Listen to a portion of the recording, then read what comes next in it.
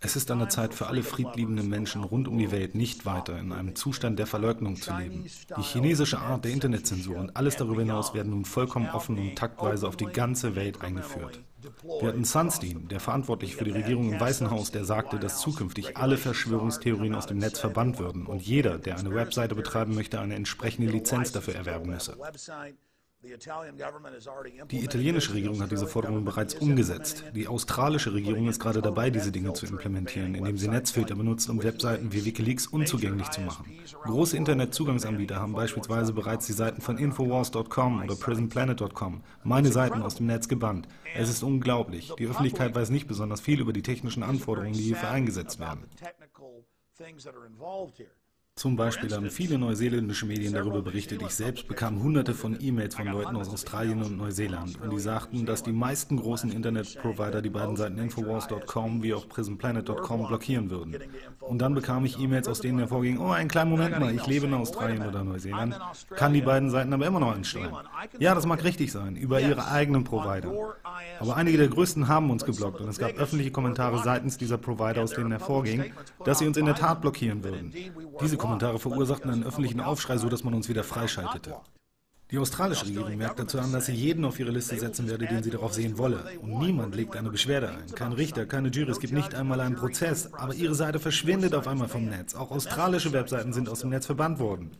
Sie machen den Leuten nun die Auflage, sich registrieren zu lassen, um überhaupt eine politische Webseite betreiben zu können. Und diese Dinge werden selbst in den Medien angesprochen. Das passiert tatsächlich. Vor 2 Wochen verkündete Bill Gates öffentlich, dass er China in Bezug auf die Zensurvorschriften des Landes unterstütze. Und China nutzt hauptsächlich Webfiltersysteme. Sogar noch missbräuchlicher und drakonischer haben wir in den USA verschiedene Strategievorstände bei Firmen wie Microsoft und anderen, die in Davos und UN-Treffen dabei sind und die mit den Verantwortlichen bei der UN übereinstimmen und sagen, dass sie es von allen Amerikanern, Briten und Kanadiern sehen wollen, dass sie sich über eine eigene Net-ID, bevorzugt ist dabei der Einsatz biometrischer Daten, im Internet anmelden. Man beabsichtigt ganz offensichtlich die Einführung solcher Dinge. Und on top verabschiedet man in den USA ein Sicherheitsgesetz für das Internet, welches das Repräsentantenhaus mit großer Mehrheit und nur wenigen Gegenstimmen neulich passiert hat. Dieses Gesetz befindet sich jetzt auf dem Weg in den Senat. Ich würde allen Leuten dazu raten, dieses Gesetz einmal selbst zu lesen. Es verpflichtet Highschool-Besucher und Studenten, dem Heimatschutzministerium beizutreten. Das Pentagon hat zugegeben, dass es momentan Zehntausende von Bloggern rekrutiere, um Falschinformationen in US-Blogs zu begegnen. Es gab einen Luftwaffenoffiziellen, der neulich darüber sprach, amerikanische Journalisten im Land zu töten. Sogar der kleinste IT-Internetanbieter wird die entsprechende Software der Regierung auf seinen Internet-Hubs implementieren müssen, wodurch alles aufgezeichnet und kontrolliert wird durch die Regierung. Dieser Index von Tausenden von Webseiten, die aus dem Netz verbannt wurden, muss auf der lokalen Ebene der Zugangsanbieter installiert werden, was selbst für Kleinstädte gilt. Von dieser schwarzen Liste, wir sind mit infowars.com und prisonplanet.com dabei, sind uns im ganzen Lande, in ganz Europa, wahrscheinlich in vielen anderen Teilen der Welt, zahllose Screenshots gesendet worden, von Cox Communications, Time Warner und sogar ISPs in England. Wir haben Artikel veröffentlicht, die zu bestimmten Kommentaren verlinkt wurden, die uns bereits vor 4 Jahren ihre Einwände gegen diese Art der Informationen mitteilen. In 4 großen Bereichen wird die Flagge gehisst. Dazu gehören Porno, Hasspredigten, alle Art von Suchtspielen oder illegale Aktivitäten. Normalerweise nutzen sie Hass, um uns zu klassifizieren. Sogar wenn sie sagen, dass das, was wir denken, von Hass erfüllt ist, sollte es nicht dennoch eine Art freier Rede geben, basierend auf freien Entscheidungen, um die Seiten von infowars.com oder prisonplanet.com anzusurfen? Die Wahrheit ist, dass wir einige der am meist zensierten Seiten der Welt aufweisen, weil diese Seiten effektiv sind und sie Dinge ansprechen, die Leute beschäftigen. Und so sind es nicht nur Universitäten, Strafverfolgungsbehörden und öffentliche Schulen und Großkonzerne, die uns nun zensieren. Wir haben bei prisonplanet.com eine Liste erhalten in einem Artikel, den Paul Watson mit dem Titel Beängstigend, Geschmack auf eine Internetzensur, führende Freidenker-Webseite geblockt geschrieben hat.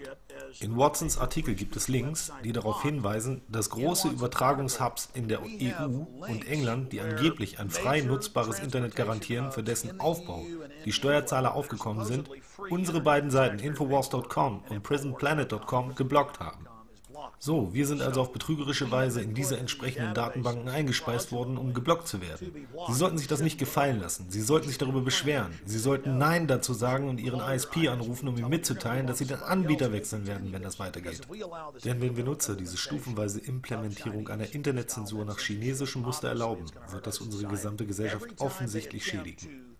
Jedes Mal, wenn Sie den Versuch starten, das Internet stufenweise zu zensieren, müssen wir dagegen aufstehen, um Nein zu sagen. Wir müssen uns erheben gegen das Times Magazine, die New York Times und unzählige weitere Mainstream-Medien, die sich in ihren Berichten im letzten Monat für die Einführung einer NetID ausgesprochen haben, die es erst ermöglichen soll, online zu gehen. Sie haben sich für Internetsteuern wie auch Steuern und Zensur in Bezug auf Diskussionssendungen im Radio ausgesprochen, weil sie das Internet ganz einfach nicht ignorieren können und die Desinformation des Pentagon aufzufliegen drohen. Sie haben das alles schon einmal gemacht, aber es funktioniert nicht. Nun haben sie vor, alles stufenweise lahmzulegen, um das Internet 2.0 zu schaffen und es nach eigener Aussage in einen sicheren Raum umzugestalten, wie Vertreter der Vereinten Nationen oder auch Vorstände von Microsoft sagten. Es geht um das alte Internet. Wenn man sich einmal das Protokoll des neulich stattgefundenen UNIC-Treffens durchliest, steht fest, dass jeder dazu gezwungen werden soll, sich an das neue Internet 2 anzupassen.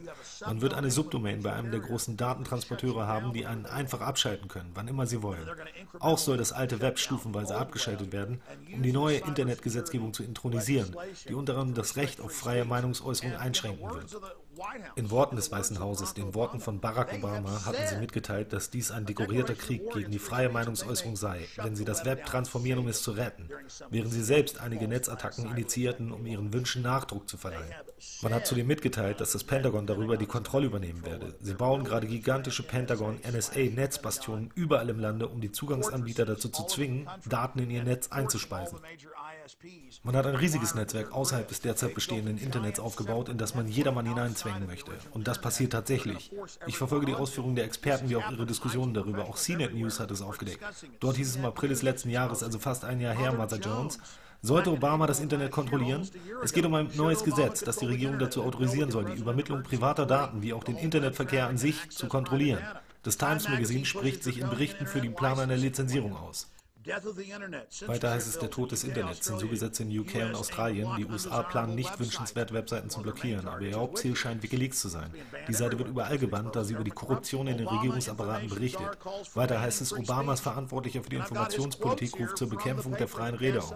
Und ich habe hier einige Zitate vorliegen, die Cass Sunstein vor etwa 1,5 Jahren tätigte. Dort heißt es, dass die Regierung vielleicht die Verbreitung von Verschwörungstheorien verbieten wird. Das sei Kritik an der Regierung. Er bezieht sich auf ein Zitat, in dem es heißt, dass die Theorie zur Erderwärmung auf betrügerischen Absichten basiere. Er bezieht sich weiter auf ein Zitat, dass ein wenig Sonnenlicht für jeden menschlichen Körper gut sei. Auch dies ist eine Verschwörungstheorie, die mit einem Bann belegt werden sollte. Studien zeigen übrigens, dass Sonnenlicht tatsächlich jedermann gut tut. Er sagt außerdem, dass die Regierung vielleicht eine neue Steuer erheben wird von Personen, die derartige Theorien verbreiten. Leute, wacht auf! Das ist es, was Sie hier sagen. Das passiert tatsächlich. In einem Bericht heißt es, die Polizei will Eingang durch die Hintertür zu privaten Daten der Webnutzer. Das berichtet CNET News über die Internetsicherheit. Das geschieht alles hinter den Kulissen. Wir werden in diesem Moment zensiert von diesen Leuten. Verstehen Sie wirklich, dass das passiert? Italien, England, Kanada, die USA, Australien und Neuseeland führen das momentan alles stufenweise ein. Heute sind es die ISPs, aber die ISPs arbeiten gerade in Partnerschaft mit der Regierung daran, hier heißt es in öffentlich-privater Partnerschaft, bestimmte Sektionen des Webs zu kontrollieren. Die Polizei soll in die Lage versetzt werden, alles zu tun, was sie will, indem sie riesige Squads rekrutiert, die in Gebäuden und Einrichtungen des Heimatschutzministeriums Dienst verrichten sollen. Dazu gehören die Redaktion auf Desinformation im Netz und Verbreitung von Lügen über die Regierung. Hören Sie auf, im Status der Verleugnung zu leben. Das alles passiert. Was machen wir also dagegen? Sie rufen im Senat an, Sie erklären Ihrem Senatsvertreter Ihres Staates, dass er diesen drakonischen Gesetzentwurf nicht unterstützen soll. Denn die im Senat befindliche Version wird sogar noch schlimmer aussehen. Legen Sie das Gesetz zur Netzsicherheit ad acta. Verstehen Sie, dass unsere eigene Regierung eine False Flag nach der anderen ausführt. Sie machen anhaltend darauf aufmerksam, wie gefährlich das Internet ist, weil sie nicht erlauben kann, dass auf diese Weise weiter operiert wird, da sie ihre eigenen betrügerischen Machenschaften enthüllt. Die haben am Ende die Intention, eine Cyberattacke selbst zu initiieren, gleich des Vorfalls in der Bucht von Tonkin, um diese einsetzende Kontrolle zu rechtfertigen. Unterstützen Sie das freie Internet, solange wir es noch haben.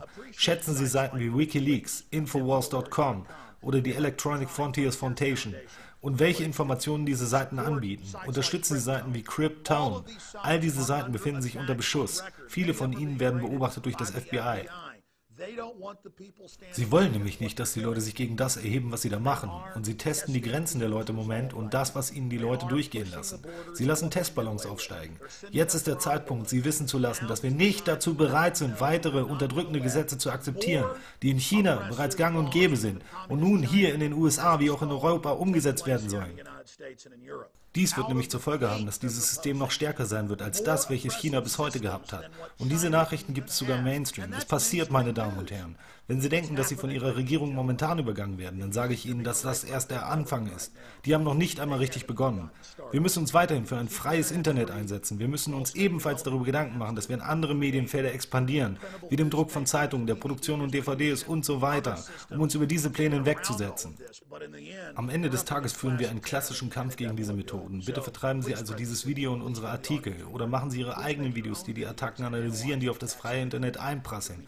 Wenn wir nämlich nicht zusammenstehen, sind wir alle allein dort draußen. Gott schütze Sie.